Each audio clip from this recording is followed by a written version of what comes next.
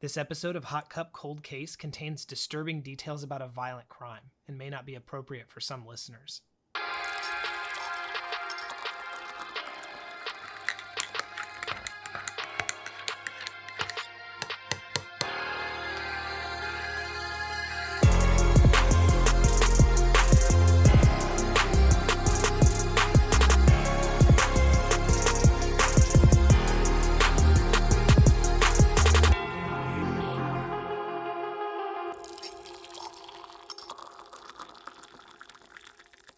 I'm Brant.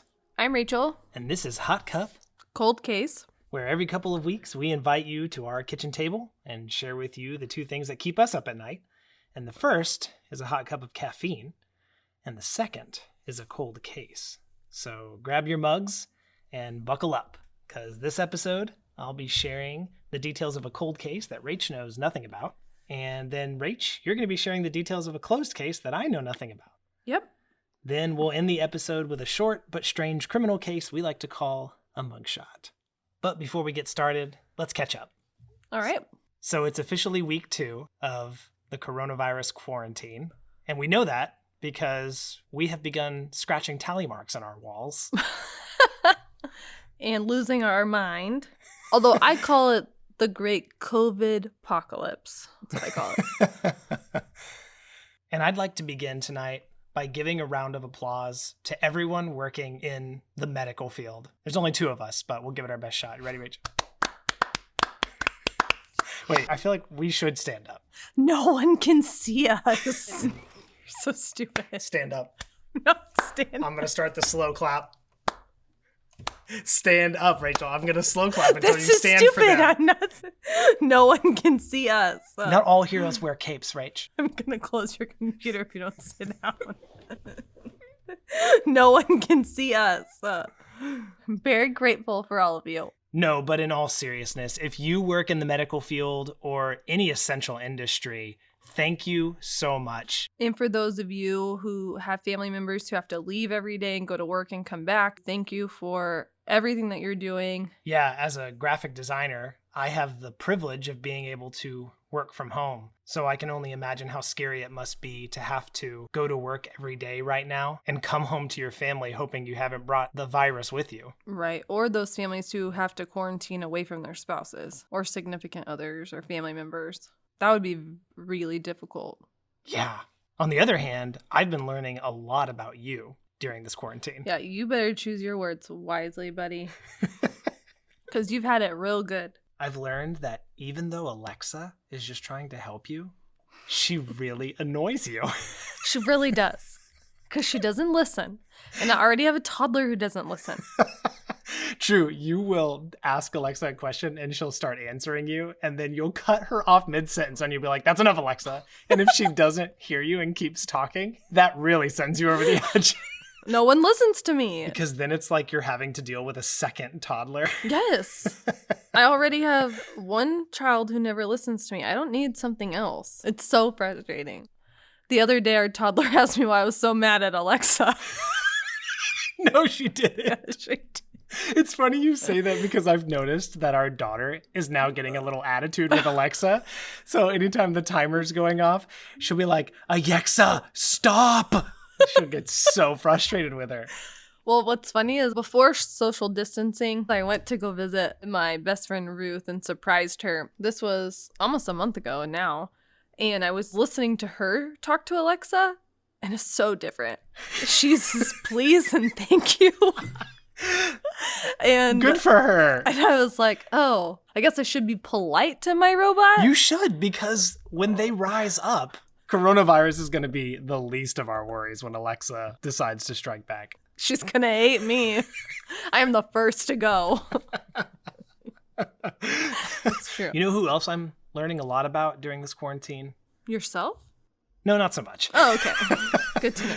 No, Yoga Ball. Oh, Yoga Ball. It's true. Me and Yoga Ball have gotten really close during the past few weeks. We now work out together. Yep. And it's great because she doesn't judge me for my dad bod. Wait, she?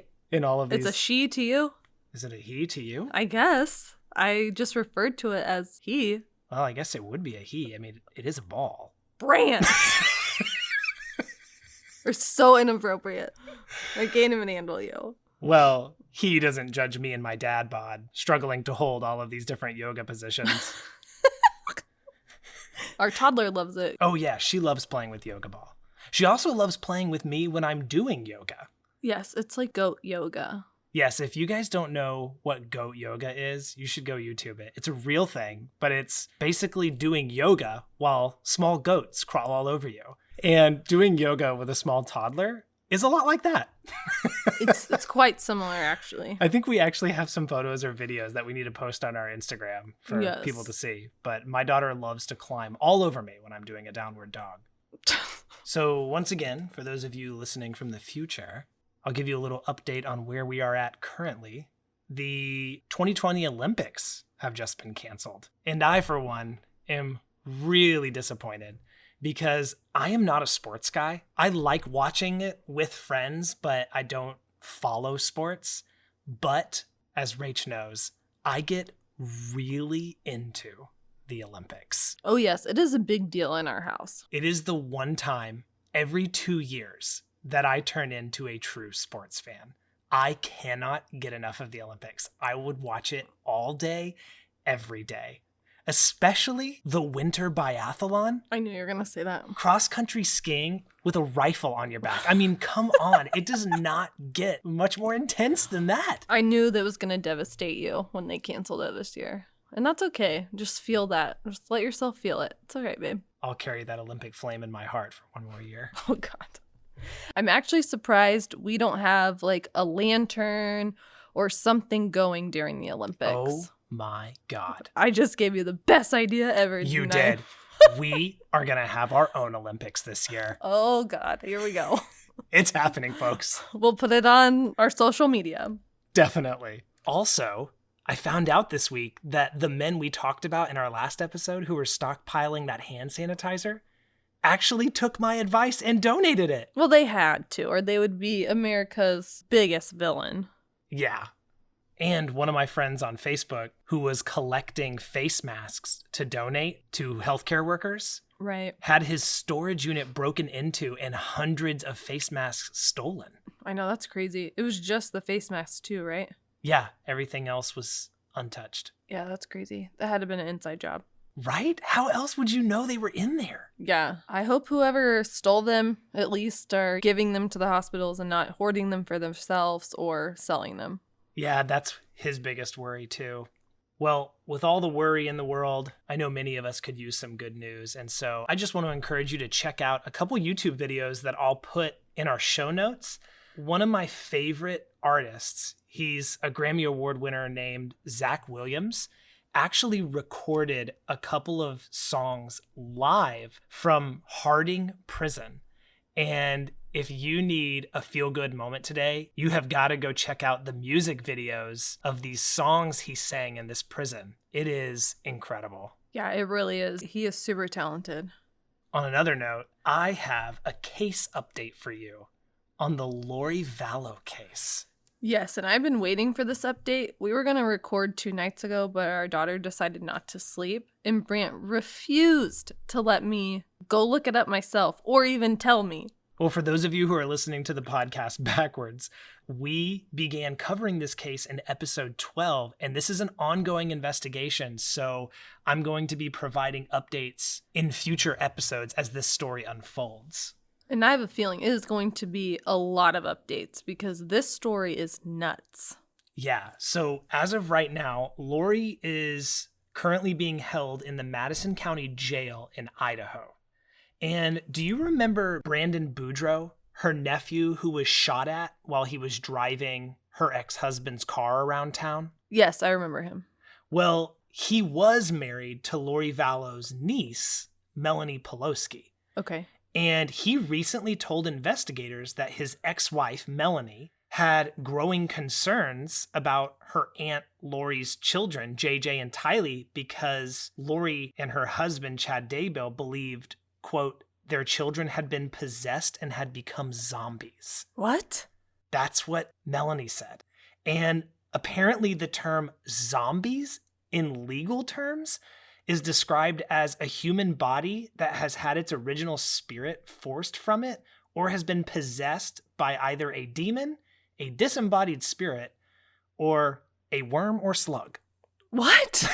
That is the legal definition in this case. That is weird. Brandon also claims that his ex-wife Melanie knows the whereabouts of JJ and Tylee. What? Yes, but one of Melanie's attorneys, Robert Jarvis, said, quote, "As she told the FBI, Melanie does not know the whereabouts of the missing children of her aunt, Lori Vallow," end quote. So remember how Lori's ex-husband Charles was fatally shot by her brother, who is also now deceased, and police were reinvestigating Charles' death? Right. Well, it has been reported that after Lori's brother Alex shot her husband Charles, Lori waited 32 hours before casually telling Charles' sons via text message about their father's death, and then ignored their frantic questions for 4 days. Yes, actually did know that part of the story. That is twisted. It blew my mind. How wicked could you be to tell someone's sons that their dad died via text message? I can't even imagine. She should go to prison just for that. Well, an email was also recently leaked to the press that was sent on March 24th by Phoenix police detective Nathan Moffat. In it, Moffat states, quote, "We continue to work on Charles' case and are confident we're getting closer to indicting Lori for her involvement in his death." Oh yeah, that better happen. It's possible that Detective Moffat is referring to a new discovery in the case involving Lori's wedding ring that she got from Chad. Okay. So remember how they got married like right after Chad's wife Tammy died? Yes.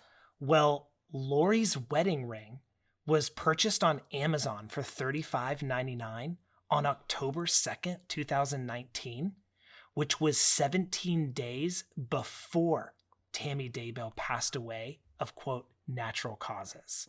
Yeah, I never believed that. Strange, right? Yes, and what a steal Chad got for that wedding ring. That's cheap. Yeah, I actually got my wedding ring on Amazon because the original one is sitting at the bottom of a lake in Michigan right now. Sure is. Sure is. It flew off my finger while I was jet skiing a couple summers ago. So I haven't really lost it because I know exactly where it is. I just can't get to it. Oh, nice, nice.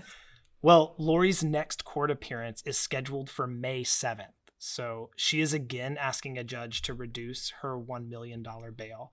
And Chad has yet to be arrested or charged. So, yeah, that's crap. I hope that they're looking into his wife's murder. I mean, come on. You cannot have this much murder surrounding one couple. Right. And it just be natural. Right. So we'll continue to follow that case and give you guys more updates as it unfolds. Where are the children?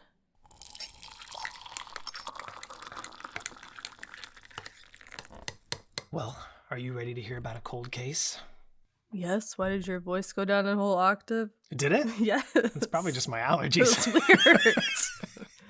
Are you ready to hear about a cold case? Yes. I am. Apparently, when I have allergies, I sound like Batman. Oh, God. Well, this cold case is going to be a tough one Okay. because it involves the disappearance of a young girl Oh, no. and a strange 6-second phone call. Okay. This is the case of Margaret Ellen Fox. On June 1974, in Burlington, New Jersey, 14-year-old Margaret Ellen Fox and her cousin decided to place an ad in their local newspaper advertising themselves as a couple of local babysitters, and actually have a photo of the ad that I can show you. Oh, wow. That's so crazy. Yeah, and we'll post this on our Instagram too, for those of you who want to see it. But it reads, "Babysitters, experienced, teen girls, love kids, work at your house, call." Yeah, it's crazy how far we have come from these kind of ads to like Facebook pages and I think you had to like pay by the word back then, right?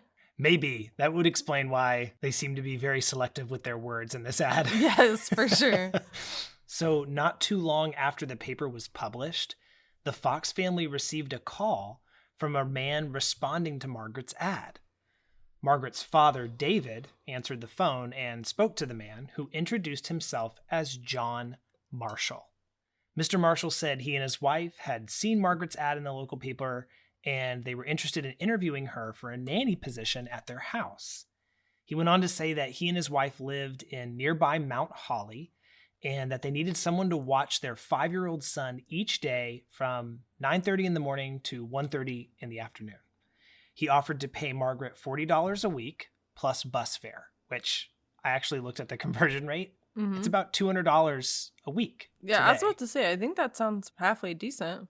And he said that he or his wife could bring her back home each day around 2. So Mr. Marshall and Margaret's family agreed she would start on Friday, June 21st. And then Mr. Marshall gave them his phone number. Okay. A few days later, Mr. Marshall called back to notify the Fox family of a recent death in his family and to postpone Margaret's start date a few days to Monday, June 24th. Oh, okay. Mr. Marshall then told Margaret to take the Monday morning bus to Mount Holly and get off at the corner of Mill and High Street, where he would pick her up in his red Volkswagen. Okay, how old is she again? She's 14 years old. Okay. So when Monday rolled around, Margaret prepared to head down to the nearest Burlington bus stop at the corner of High and West Broad Street, and she was accompanied by her younger brother, Joe. Before she left, Margaret's parents, Mary and David Fox, asked her to call them once she arrived at the Marshall's residence in Mount Holly so that they would know she made it there safely. Right. By the way, my mom asked me to do that well into my 20s. I am quite aware. Well, Margaret grabbed her purse and a swimsuit because Mr. Marshall had mentioned he had a pool, and her Huckleberry Hound eyeglass case, and left. What's that? You don't remember Huckleberry Hound? No. Oh, really? No. He was that blue dog that walked around with a bindle and sang, "Oh my darling, oh my darling, oh my darling Clementine." I gotta look it up. Oh, okay. I know what you're talking about. But yeah, never watched that show. Did you ever watch the Boomerang channel? No. With all the throwback cartoons? No. Do you remember Snagglepuss? No. Did what you a ever? Terrible name. Snagglepuss was one of the throwback cartoons. He was like this pink lion, but I used to make all the girls in high school laugh with my Snagglepuss impression. Well, what is it? He used to say things like, "I'm thirsty, parched even." I guess that was good. I don't even know. You have no frame of No, reference. because I But never trust watched me, that crap. that was spot on. Oh, well, good job, babe. Do you have any cartoon impressions? Definitely not. I could be a chipmunk. Oh, our daughter loves your chipmunk voice. I don't know what to say. Say, "This is hot cup, cold case." Okay, hold on. They'll suck. I can't even do it. It's gonna make you laugh. Okay. I can't look at you or you're gonna make me laugh. Okay, I won't look at you. Okay. This is hot cup, cold case. You sound like someone has slowly pressed the fast forward button on an old cassette player. We got off on a real big tangent Okay. here. Well, anyways, back to the story. Okay. So Margaret and Joe, her younger brother, soon reached the bus stop. And she said goodbye and boarded an 8:40 a.m. bus traveling to Mount Holly, which was only about 7 miles away. So maybe a 20-minute bus ride. Oh, okay. A couple hours later, Mary and David Fox began to worry when they still hadn't received a call from their daughter. So did the brother go on the bus with her? No, he went back home. So he just walked her there. Yes. Oh, that's very sweet. Yeah. So Mary and David Fox called the number that Mr. Marshall had left them, but their calls went unanswered. By that afternoon, Mary and David still hadn't heard from their daughter Margaret, so they enlisted the help of their family and friends to begin searching around town for their daughter. By midnight, no one had been able to locate her, and the Foxes frantically called local police to report their daughter missing. Did it say why they waited so long? Well, they didn't. They were searching for her all day. Well, why didn't they call the police before that? It was also the 70s, and I think nobody wants to jump to the conclusion that their daughter is missing. I guess my question is, does it say why they didn't just get in the car and go to this person's house first? I guess that's what I'm confused about. Oh, they didn't know where Mr. Marshall lived. Remember, he was supposed to pick her up at the bus stop. They never had an address. Heck to the no. Ain't no one is going to pick up my daughter from a bus station and take her somewhere, and I have no idea where they live. Yeah, so police interviewed the family, and after speaking with Mary and David, quickly dismissed any idea that Margaret had simply run away. Margaret's younger brother Joe, who had accompanied her to the bus stop, said, quote, "She was excited. There was definitely not even an inkling she was running away. It just wasn't what was happening." End quote. So the next day, which is Tuesday, June 25th, retired Detective Leonard Burr decided to retrace Margaret's steps by riding the same Burlington bus she had boarded the previous day. Detective Burr questioned the passengers and soon learned that 2 of them had also been on the bus the day before, and both remembered seeing a young teenage girl matching Margaret's description. The first witness was a woman who claimed she had actually sat behind Margaret and even spoke with her briefly after her son had pulled Margaret's long red hair. The woman also said that, quote, "her eyes were like smiley eyes, like someone that is happy," end quote. So there didn't seem to be any sign that Margaret was in distress or that she was running away. She seemed happy. The second witness was another woman who said she remembered seeing a teenage girl getting off the bus in Mount Holly near Mill and High Street and talking to a man in a red sports car. So once the bus reached its stop in Mount Holly, Detective Burr canvassed the area and showed Margaret's photo to about 200 people there. Meanwhile, investigators were busy trying to track down the mysterious caller, Mr. Marshall, if that was his real name. Right. They started by searching the address registered to the phone number that Mr. Marshall had left for the Foxes. But when they arrived, they discovered that the number belonged to a local supermarket payphone in Lumberton. No. And it seemed like a dead end. But when investigators began questioning the store's staff members, they soon learned that one of their employees was actually named John Marshall. What? Yeah. So police requested Mr. Marshall speak with them down at headquarters, where they learned he actually had an alibi for the day Margaret went missing. He was working at the supermarket. So people saw him there. Right. So someone took his identity, essentially. Maybe. Mr. Marshall also agreed to submit to a polygraph exam, which failed to detect any indication of deception on his part during his interview. So without a reason to suspect that Mr. Marshall had anything to do with Margaret's disappearance, police were eventually forced to abandon their investigation. But some investigators remain suspicious because, as we know today, polygraph exams are proven to be unreliable. Right. And other investigators seem to think that it was even less likely that Margaret's abductor would have used his real name. Well, yeah. Why would anyone do that? So Mr. Marshall was eventually ruled out. By June 28th, this is 3 days after Margaret went missing, the FBI actually stepped in to assist the investigation, and thinking the Foxes might actually receive a ransom call soon, they started monitoring incoming phone calls at the Foxes' residence. Well, shortly after that, the details of Margaret's disappearance were released to the media, and that's when the family received a strange phone call. Okay. So the call itself only lasted about 6 seconds, and the caller never identified himself, but the FBI were able to capture it. That recording was never released to the public. Oh. Until last year. Oh, wow. In 2019. Modern technology has finally provided investigators at the FBI with the ability to enhance the call's audio quality. So the FBI officially released the recording to the public in the hopes that someone might recognize the mysterious caller's voice. And that being said, I'm going to play for you that call. So you're going to hear a man's voice, and then at the end, you'll hear Mrs. Fox saying, "Who is this?" Okay. $10,000 might be a lot of bread, but your daughter's life is the butter topping. Who is it? Oh, weird. Is it butter topping? A better topping? Do you want to hear it again? Yeah.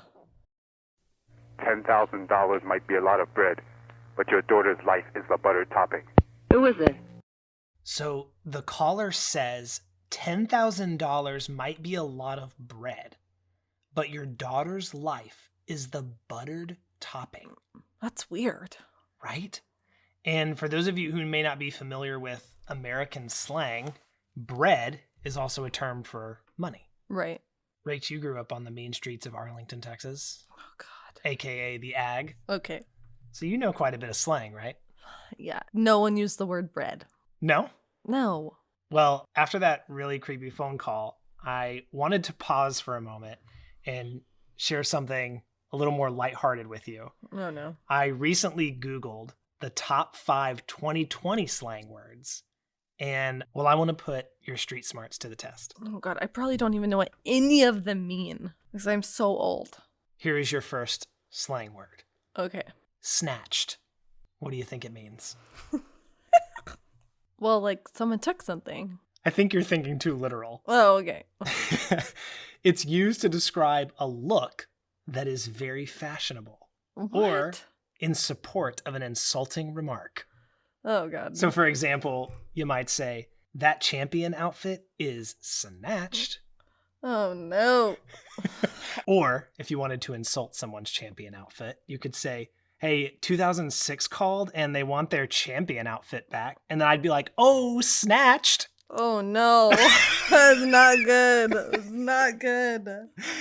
You ready for number 2? I guess. All right, number 2, wig. Okay, so back when we were in school, like wigged out or something. It's close. It's used to refer to something that just blew your mind. Yeah. So if you were to tell me Disney Plus is launching an entire miniseries about Gaston, my response would be, wig! No. And I don't think it's supposed to be like that. That's how you say it. I don't think so. There's an exclamation point and everything. You're just precious. You can't use words like that. I mean. Are you ready for number 3? Yes. Number 3 is fit. Could it be interchanged with like on fleek? No, not at all. I hated that term. I thought it was the stupidest term I've ever heard in my life. Fit is actually a shortened version of the word outfit. So you could say, did you see that fit she was in last night? Oh, gosh. All right, give me number 4. Number 4 is cap. So is it like bust a cap or what? I don't know. That's my girl from the Ag. There she is, ladies and gentlemen.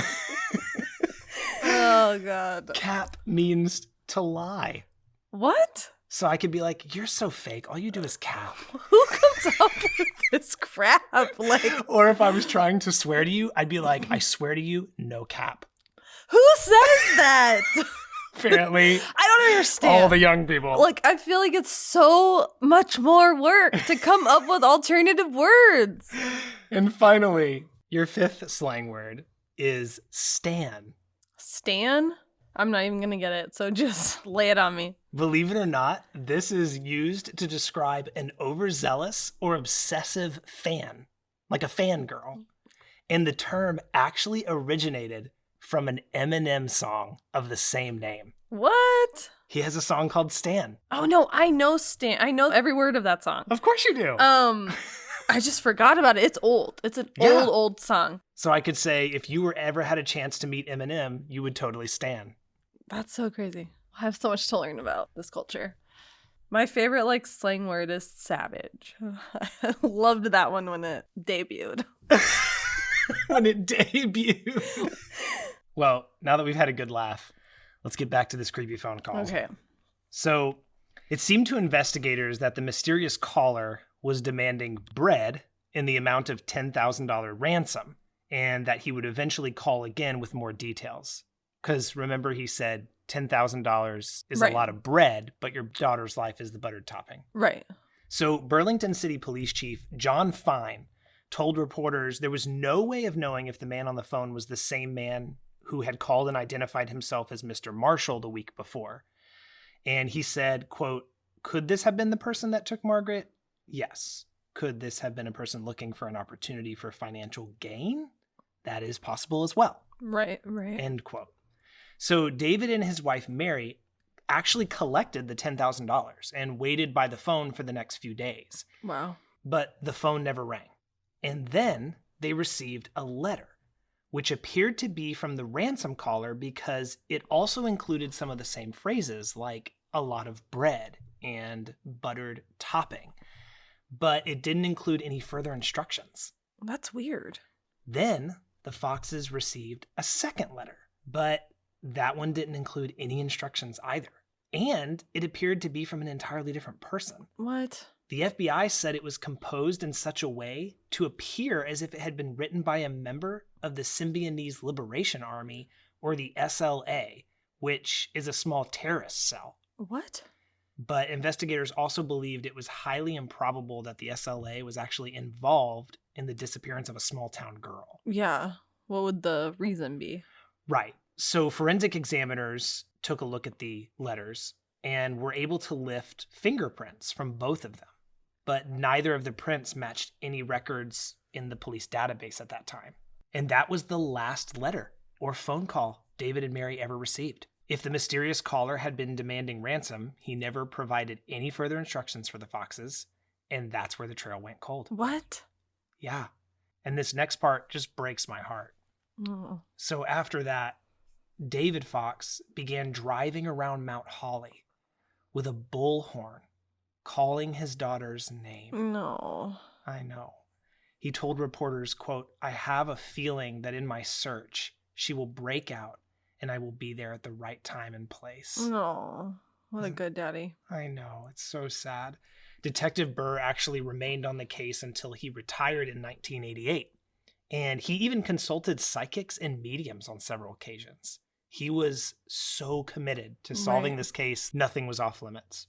Then last year in April 2019, retired detective Michael D'Alessio volunteered to re-examine the evidence in the case, but he couldn't shake loose any new leads either. So David and Mary Fox eventually passed away without ever knowing what happened to their missing daughter. And to this day, her surviving family have no idea if she's alive or dead. Oh my God. In fact, if you go to the FBI's website, they actually have an age-progressed photo of her to show you what she might look like today. The Burlington County prosecutor, Scott Kofina, said, "Margaret Fox was loved dearly by her family and friends. To this day, her disappearance continues to cause great sorrow. If someone out there possesses information that could assist the investigators working to solve this mystery, I urge you to come forward." So the FBI is still offering a $25,000 reward for any information leading to an arrest or conviction in this case, and they're asking anyone with information to call their Newark field office at 973-792-3000, or you can call the Burlington City Police Department at 609-386-0262, extension 211. And that is the cold case of Margaret Ellen Fox. That's awful.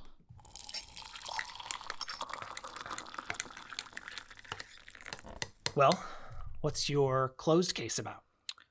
My case is about Stacey Castor, otherwise known as the Black Widow. Oh. Yeah, you're going to be saying that a lot. And this is one heck of a ride. So buckle up, as Brant likes to say. Stacey Castor was born on July 24th, 1967, and at 17 years old, she fell in love with Michael Wallace, otherwise known as Mike. He was 6 years older than her, and they married in 1985. A few years later, in 1988, they welcomed baby Ashley. That was their first child. And a couple years after that, they welcomed their second baby, Bree. So Mike and Stacey had a decent marriage to begin with and slowly started to crumble. They started to have marriage trouble and money troubles. They also worked opposite shifts. So she worked during the day as an ambulance dispatcher and Mike worked the night shift. So it was very rare that they saw each other. Oh, okay. And that probably only added to the problems they were having in their marriage. Right, especially when you just kind of hand off two kids. Yeah. You know, you're just playing tag. Just ships passing in the night. Right. So because of that, the couple started to grow apart and it was rumored that they both had affairs on each other. Oh, wow. In 1999, Mike began feeling ill and he started to worsen over time. His behavior started to change. He was coughing a lot and seemed to be constantly in pain. This was over a few months. So he was 38 years old when he died in early 2000 before seeking the medical attention his family had asked him to seek. It was ruled a heart attack, and Ashley was 11 years old at this time.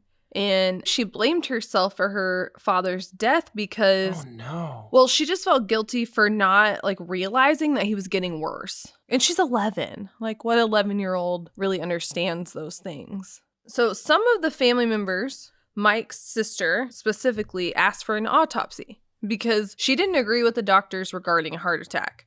She knew he was sick, and she had seen him over the last couple months just get worse and worse, and really encouraged him to go to the doctor. Yeah. So she didn't feel like a heart attack was the cause, because those are very sudden. That doesn't take months. Stacey, however, refused the autopsy and said that she disagreed with the doctor's findings. So at the time, no one really thought it was weird because this is like a grieving widow. The coroner saying it's a heart attack. Don't press her. Why does she need to be in more pain than she is? Right.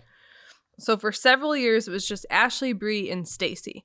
They did everything together. It was just them three, so they were super close. 4 years after Mike died, she married a new man named David Castor. He owned an air conditioning install and repair company, and Stacey served as his office manager. So they worked together. The girls didn't like the change to their routine and didn't really care for David that much. And he had mutual feelings, making sure that they knew he didn't want to be their dad. He already raised a kid and wasn't looking to raise more. Oh, wow. Yeah, so he just kind of laid it out there. In early August of 2005, David was planning a 2-week-long trip for the couple's anniversary. He always closed up his shop at the end of August and took a vacation. Stacey, however, was not happy about that. She felt like he didn't give her enough time, and she didn't want to leave Bree, who at that time was only 14 years old, alone by herself for 2 weeks. Okay. And Ashley wasn't living at home. She had gone off to college. But David didn't want to take Bree with them. This was supposed to be their romantic trip. He didn't want a 14-year-old to be tagging along. So this started a fight between Stacey and David. So Stacey said in the middle of this argument, David stormed off into his room with a bottle of alcohol and locked the door behind him. She said that she ended up sleeping at a friend's house that night, and so did the girls because she couldn't get in the room Friday night. And she said that Saturday the door was still locked, but she did try to check on him. She would put her ear up to the door and she could hear him snoring. So this just goes on through the whole weekend. So he never came out of the bedroom all weekend? Apparently not. And this didn't seem strange to Stacey. I guess not. Is this something David often did? I don't know. Disappeared into the bedroom for days on end with a bottle of alcohol? And just locks the door behind him? Didn't come out to eat? Apparently not. So Stacey goes to work Monday. Remember, this is a job that she shares with her husband. They work together. He owns the company.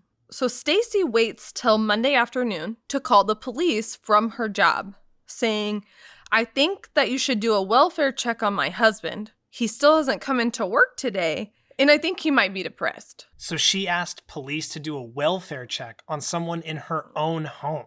I know, it's weird. That's really weird. Normally you ask police to do a welfare check because you don't have access to the home. Right. So Sergeant Robert Willoughby went to the house and knocked on the door to the bedroom. With no response, he kicked the door in and found a naked, deceased David lying on his bed.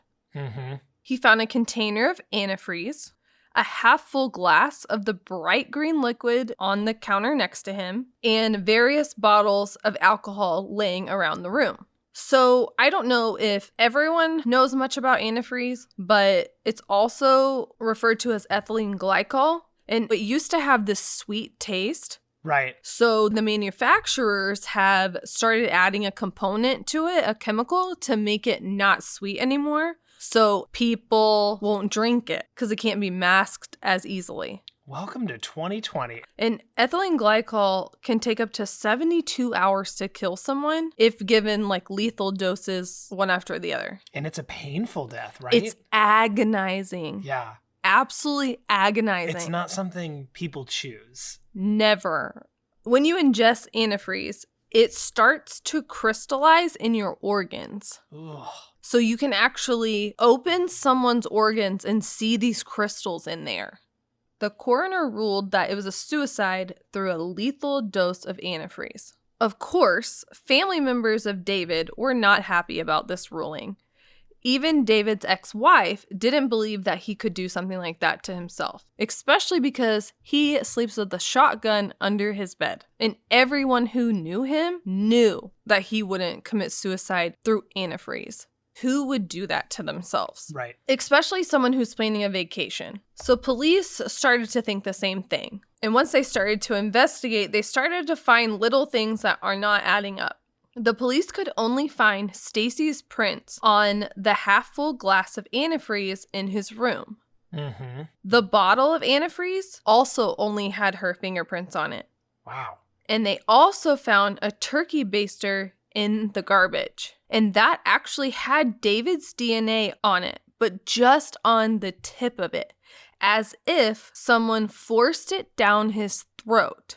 Oh my God. The police thought he was force-fed it. Like after he passed out or something? Maybe. Wow. So David was laid to rest, get this, next to Stacey's first husband, Mike. And there was a plot for her between them.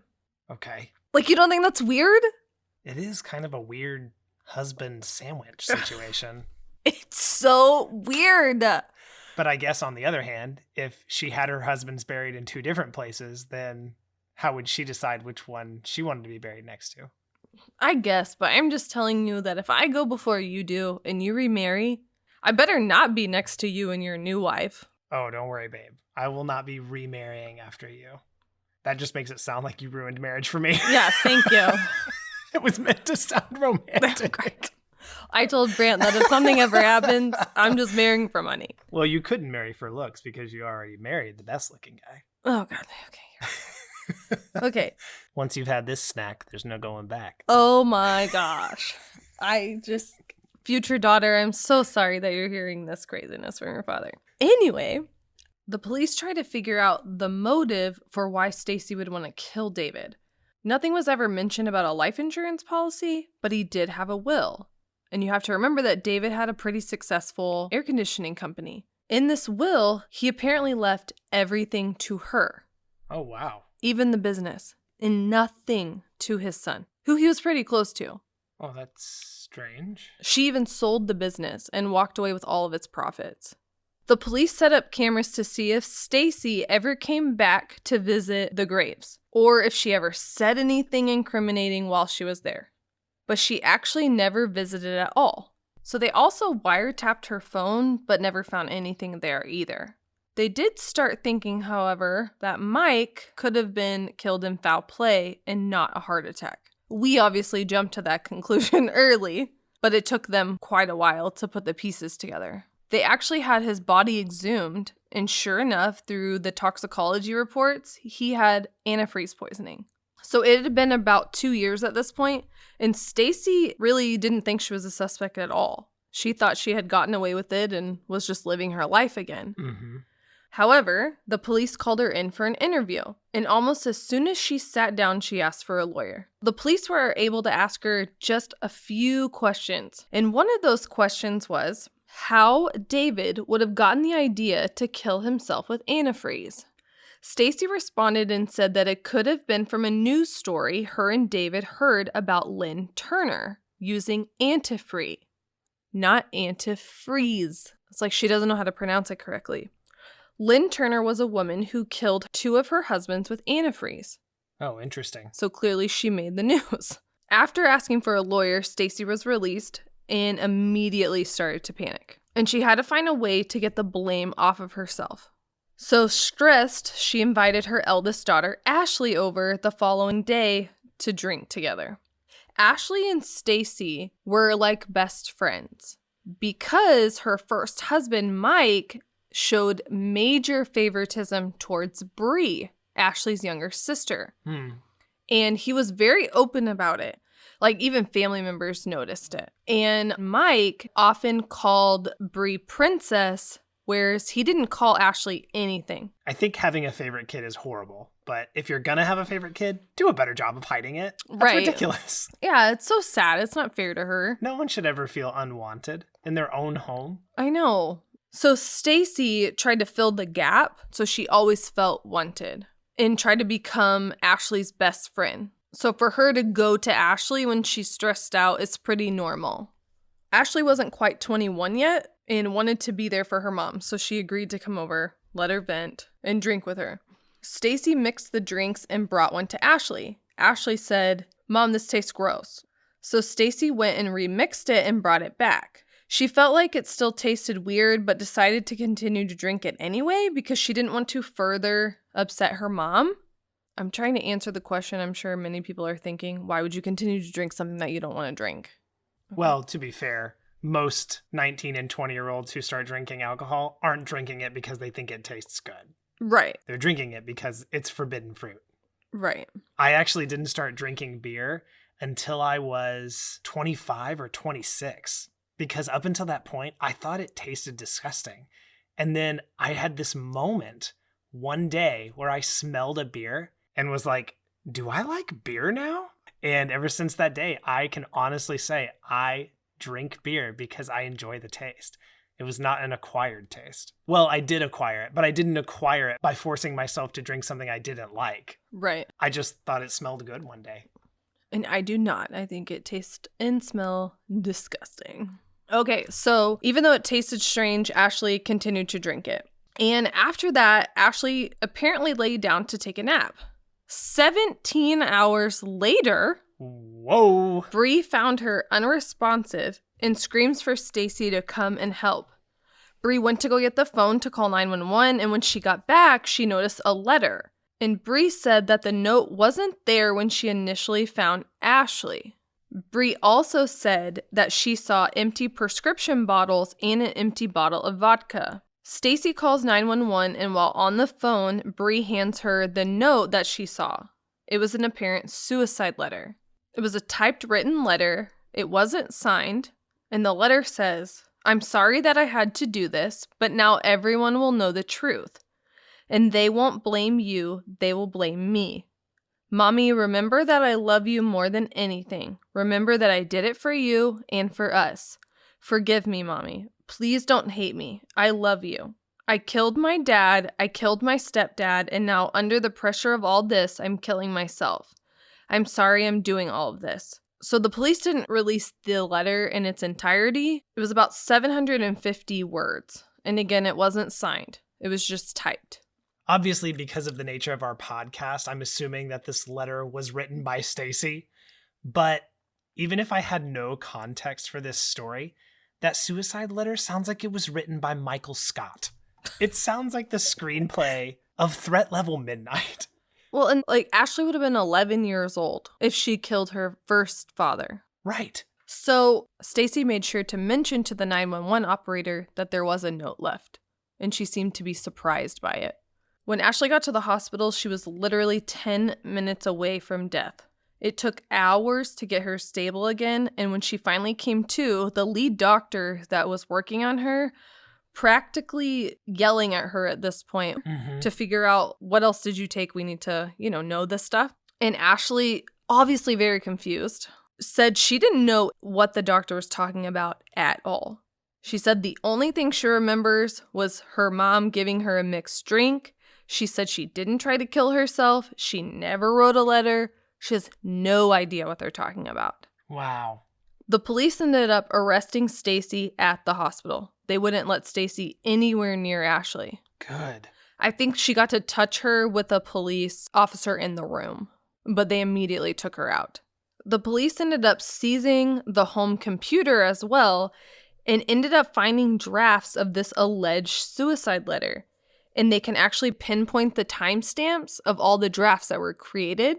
And Ashley was away at school for every single one of them. So there's no way that she could have written those letters. Wait, so you're telling me that horribly written suicide note wasn't even the first draft? Sadly, yes. There I am were telling you worse drafts that she had abandoned to get to that? Apparently so. That is crazy.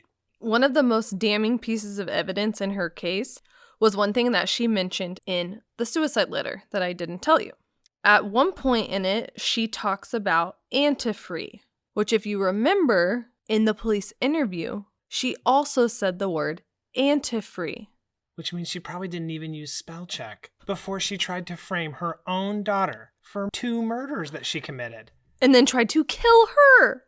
So another piece of damning evidence that the police had never revealed was when they exhumed Mike's body along with the antifreeze. There was actually traces of rat poison that they found as well. And in the suicide note, Stacey, posing as Ashley, mentioned rat poisoning in the killing of Mike. So that was a big part of the prosecutor's case. So February 5th, 2009, Stacey was found guilty of David's murder and the attempted murder of her own daughter. Wow. But what about Mike? So the problem with Mike is that they weren't ever able to try her on that case because she died in prison. What? On June 11th, 2016, she died of a heart attack in her jail cell. Aside from the fact that she never apologized or ever took the blame on herself, she still says Ashley did all this. Oh my God. Even convinced her own mother Ashley did it all at 11 years old because her dad never gave her a pet name like he did with Bree. Wow. Another crazy thing, though, in 2010, the police started looking into the death of Jerry Daniels, Stacey's father.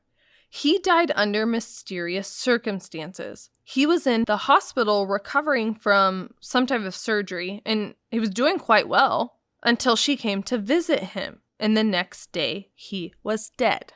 She came in holding an open can of soda. So this open can of soda stuck out to a couple of the other family members. And after all this, now they think that she poisoned her own father. But they don't know for sure. No. He was cremated, so they weren't ever able to exhume his body too, or they would have. Did she have a motive? I don't know. I couldn't find anything.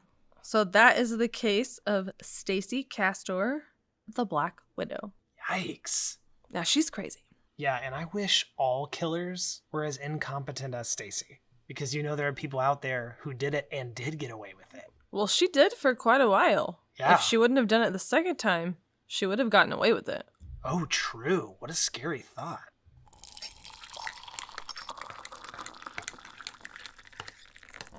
So do you have a mugshot for me? Yes. And this one sucks. Is it not funny? You'll see what I mean. Oh, okay. So, back in February of this year, 2020, an elderly woman at the Gulf Coast Hospital in Fort Myers was stirred awake one Monday night because she said, quote, "I felt my right foot being touched. I thought it was a nurse checking for swelling on my feet and ankles, but sometime later, I felt it again. The third time this happened, it felt wet between my toes. Oh, no. I looked up and saw that there was a man on his knees and his head bent over my foot." No. End quote. No. The woman then jerked her leg away, startling 23-year-old hospital worker France Beldenin, who had apparently been sucking her toes while she slept. This one's a doozy. I need to throw up. Like, I'll be right back. Rachel looks physically ill, y'all. This is so disgusting. Beldenin worked as one of the hospital's sitters, who had been assigned to the care of a different patient in the adjacent hospital bed. He told police it was all a big misunderstanding, saying, quote, "I dropped my phone under the bed, and as I'm trying to get my phone, she kicks. She's afraid and we're in the dark. It's a dark room. Where a dark male is at the foot of her bed. I can understand." End quote. I'm assuming that's how he said it. Great. Beldenin was arrested and charged with 1 count of battery, and he fears that these allegations could cause serious and lasting repercussions for him later in life. He said, quote, "It makes me look crazy." Or like creepy, and I'm not that type of dude. End quote. No one believes you, buddy. I know when he said he feared that it would have serious lasting repercussions. I'm like, yeah, think about what this is going to do to your love life. You're the guy who sucks old people toes. It's so gross. No one wants to kiss that guy. It's so gross. And that poor little woman. Bless her baby heart. Bless her heart. No one knows what that means. No, they don't. So, for those of you who don't understand, we use the word baby as a cuss word in this house. So, if you stub your toe, you stubbed your baby toe. I don't know how it started. I don't know either. I think it was a way of cussing around our daughter. It's like the cutest little cuss word you've ever heard. It is like, and I don't know if there's anyone out there that's like me, but if I see a very cute baby, especially a little chubby baby, I want to bite them. Like, it is this urge that I have. And you're a mombi. yeah, Brand thinks I'm crazy. And also a chubby chaser. Shut up. Thank God you're not a toe sucker. Gross. Well, just a reminder, we love reading stories from our listeners about some of your most frightening experiences, and we really want to do another listeners episode soon. So if you have a story that we could share on the podcast, please send it to us at hotcupcoldcasepodcast@gmail.com. And even if you don't have a story, please share a podcast with your friends and family and encourage them to listen as well. The more listeners we have, the more stories we can collect and then share with you. Yeah, and if you're enjoying this show, you can give us a high five by rating and reviewing us on Apple Podcasts and other streaming services. The more 5-star ratings and reviews we receive, the easier it becomes for more people to find us in their podcast directories. So show the love. And finally, for even more things to keep you up at night, follow us on Facebook and Instagram at Hot Cup Cold Case Podcast or subscribe to our YouTube channel. Hot Cup Cold Case is written and produced by Rachel and myself, with music by Young Kool-Aid. If you ever need your mug filled, Or your spine chilled. this is Hot Cup. Cool pulse.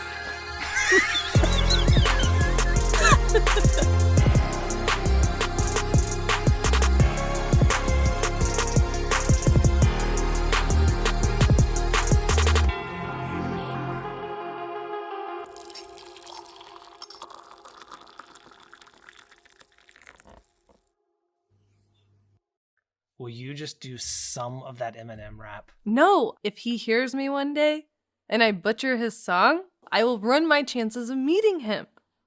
I can tell you about the song really quick though. Ooh. Stan is his biggest fan, and so he's writing Eminem letters, and it's like stalkerish.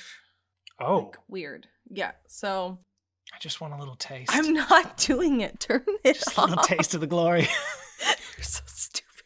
Turn it off. I'm not doing it, Brant. I can't be a Stan. His next song might be Rach. Oh, great. About a crazy. The even bigger fan. And now, for the grand finale, I'm going to attempt to use all 5 slang words in one sentence. No. I'm sorry, future daughter, when you listen to this. She'll probably know what I'm talking about, but for the rest of you, this is going to sound like total gibberish. Rach, your fit tonight is snatched, no cap. Like, I'm about to stand. Wig!